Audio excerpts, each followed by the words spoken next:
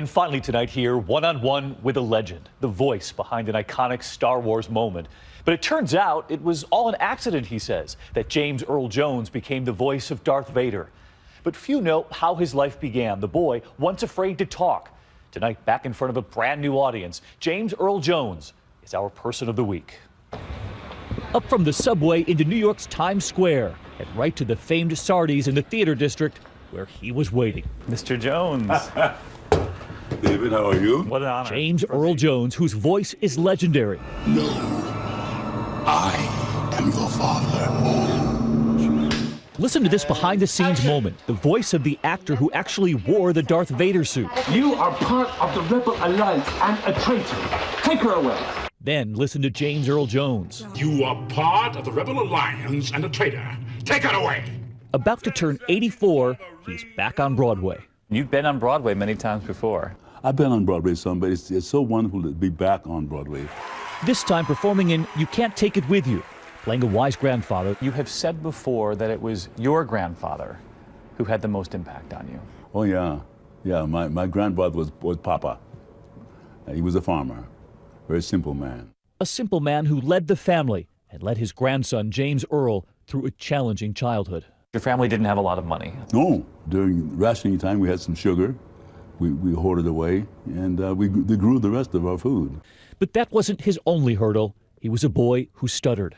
He spent years not talking at all, until one day he wrote a poem in high school. There was a teacher who looked at one of your poems and said, "This is so good, I want you to prove that you wrote this." Yeah.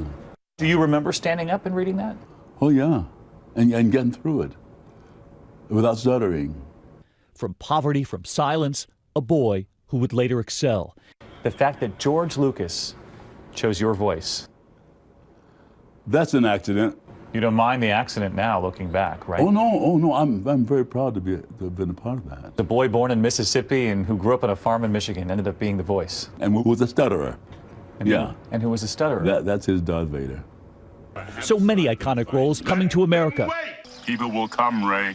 Then that speech in Field of Dreams. All these years later, we study his caricature right there on the wall.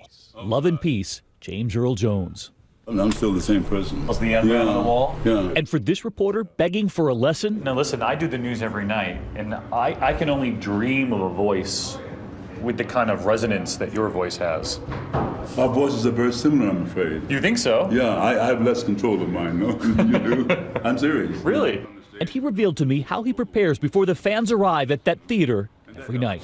We yell at the seats. You yell at the empty seats? Yeah.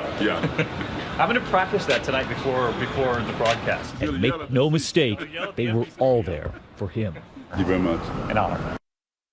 An honor indeed. And so we choose James Earl Jones. And by the way, that 84th birthday comes in January, telling me he already has his next step planned, but said, "I'm not revealing it."